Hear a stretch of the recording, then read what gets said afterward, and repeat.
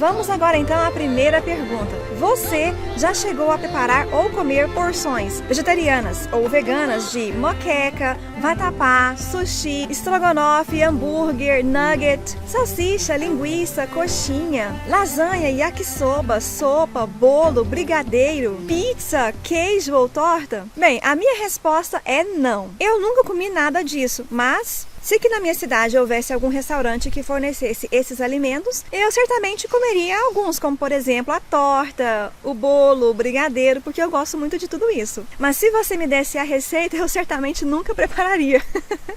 Porque eu detesto cozinhar, eu prefiro encontrar as coisas prontas. Mas enfim, falando a verdade, eu não comeria, por exemplo, uma linguiça vegetariana ou vegana, porque eu não gosto mesmo de carne. Eu não como nem, por exemplo, o salgadinho de milho que tem a gosto artificial de presunto, bacon ou galinha caipira. Eu adoro queijo, mas, por exemplo, quando eu vou a um restaurante e eles têm ali aquele queijo na chapa, eu não como. Por quê? Porque eles preparam o queijo na chapa, na mesma chapa onde eles preparam também um bife ou uma linguiça, e eu não gosto de comer o queijo que passou pelo mesmo lugar que a carne, você entende? Eu quero deixar claro que isso aí é como eu sou, tá? Eu não estou pedindo que ninguém seja como eu, e nem estou dizendo que isso é correto, estou apenas mostrando o que eu faço. Vamos agora então à segunda pergunta. Uma pessoa que come o corpo de alguém de uma outra espécie sem o consentimento desse alguém deveria ser presa? Bem, antes de mais nada, eu quero dizer que eu não acho que comer carne seja algo tão errado assim. Hoje em dia nós ainda vivemos em um mundo de maioria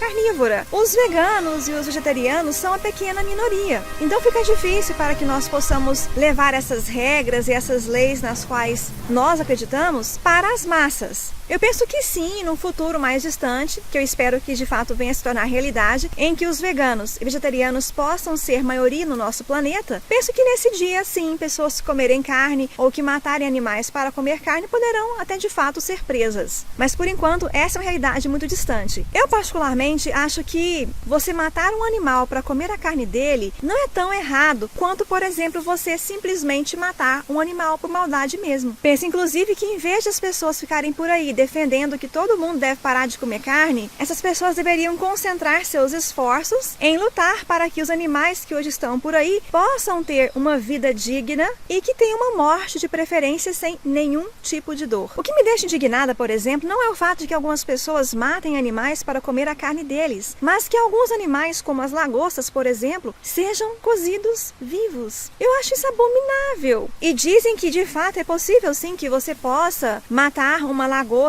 antes de cozinhá-la, mas que o método para você matá-la doeria mais nela do que ela ser cozida. Quanto a isso, que eu tenho a dizer é o seguinte, que se você não consegue nem mesmo matar um animal sem dor para comê-lo, então esse animal não poderia ser morto. Ah, isso é muita judiação, muita maldade. O que me deixa indignada, por exemplo, também, não é o fato de que algumas pessoas matem um ganso para comer sua carne, mas que as pessoas obriguem o pobre coitado do ganso a engolir grandes porções de grãos de uma única vez, usando um funil, e mais tarde as pessoas possam comer o chamado foie gras. Isso é inaceitável, na minha opinião. É você causar um sofrimento proposital em um animal só para atender a um desejo seu por comer alimentos exóticos. E isso me leva então para a terceira pergunta. Culturas tradicionais, como por exemplo touradas, vaquejadas, rinhas, circos com animais, farra do boi, charrete, rodeio, entre outras, andam sendo proibidas em diversos países. E será que isso é um avanço? Eu penso que sim, porque tudo isso que eu mencionei, na minha opinião, são maus tratos. Em todas essas situações, os animais são expostos ao ridículo, são maltratados, sofrem dores e, inclusive, em alguns casos, vêm até a morrer. Eu penso que, no geral, as pessoas precisam refletir muito mais sobre como é que elas têm tratado os animais no seu dia a dia. Eu penso que, hoje em dia, as pessoas precisam abrir os olhos para o sofrimento dos animais de uma maneira mais ampla, e não apenas nesses casos em que eu mencionei na minha pergunta. Por exemplo, os bois que são transportados em caminhões para o abate. Na maioria das vezes, esses caminhões são superlotados, o boi não consegue nem sentar, o que dirá dar uma voltinha para mudar a posição da bunda, e eles passam sede, passam fome, sem falar no calor escaldante que eles têm que suportar durante essa longa viagem. Eu morro de dó dos porcos que são abatidos até hoje em muitas fazendas brasileiras, usando aquele sistema tradicional de se enfiar uma faca desse tamanho no coração do porco, que fica ali berrando berrando, esgoelando até morrer de tanta dor. Eu sei que em muitos frigoríficos existem outros métodos para abate, mas na minha opinião, todos os métodos de transporte e abate que existem hoje em dia precisam ser revistos,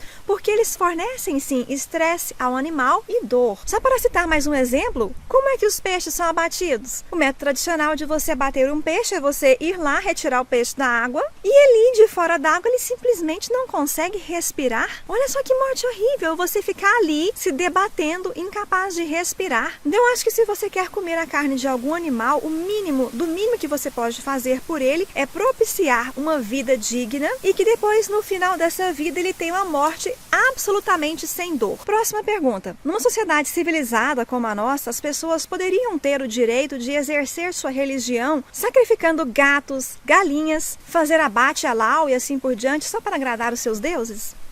Bem, eu sei que minha resposta agora poderá ofender algumas pessoas, mas o que eu penso de fato é o seguinte: eu morro de dó. Eu sou inclusive veementemente contra abate halal. É uma judiação totalmente desnecessária. Se dependesse de mim, o abate halal seria restrito aos países em que há maioria muçulmana e essas organizações internacionais bem grandes de proteção animal deveriam sim lutar para que o abate halal fosse extinto, inclusive nos países muçulmanos. Porque se as atuais formas de abate animal, na minha opinião, não são adequadas, o abate halal e os sacrifícios de animais para cerimônias religiosas são ainda piores. Agora, pior do que você matar um animal para comê-lo é você sacrificar um animal em nome de Deus. Já é terrível quando você mata alguém e põe o nome de Deus no meio da história. Eu acho que a mesma coisa se aplica aos animais. Deus não tem nada a ver com isso. Para mim, isso daí é uma maneira primitiva ainda de o ser humano adorar a Deus. Eu penso que a maneira como o ser humano vê Deus muda ao longo da história da humanidade. À medida que o ser humano vai evoluindo, a maneira como ele entende Deus também evolui e muda. Muitas pessoas agem como se os animais não tivessem dor ou como se a dor que eles sofrem não merecesse relevância. Ainda existe uma grande dificuldade do ser humano em entender o animal como sendo o próximo. Quando aprendemos, por exemplo, a amar o nosso próximo, com frequência, a imagem que nos vem à cabeça é de que esse próximo é um ser humano. Mas eu penso que isso deve se estender a tudo que existe. À medida que formos evoluindo, iremos aprender, sim, a tratar toda a natureza com mais respeito e consideração. Eu, inclusive, acho que o uso de animais em experimentos de laboratório deveria ser repensado e, sim, viu, só para deixar claro, não estou aqui, discutindo a questão de vacinas e remédios que foram descobertos no passado graças a experimentos feitos com animais. O passado não pode ser mudado, mas se animais foram usados antes em experimentos, não quer dizer que eles precisem ser usados para sempre. Eu penso que sim. Agora, no século XXI, é plenamente possível que o ser humano possa utilizar sua capacidade intelectual para encontrar novos métodos de descobertas de vacinas e de remédios que não precisem recorrer à presença dos animais. Vale também lembrar que os maus tratos aos animais existem nas próprias condições de vida às quais eles estão sujeitos. Por exemplo, frangos e porcos que são criados em granjas muitas vezes não têm a oportunidade de ver as árvores, o céu, as nuvens e o sol, a não ser no dia em que eles são colocados em um caminhão e levados para o abate. Coitadinho deles! O que não dizer, por exemplo, dos bezerros, que são separados de suas mães, tanto no gado de corte quanto no gado de leite, que sofrem com isso. Isso é horrível!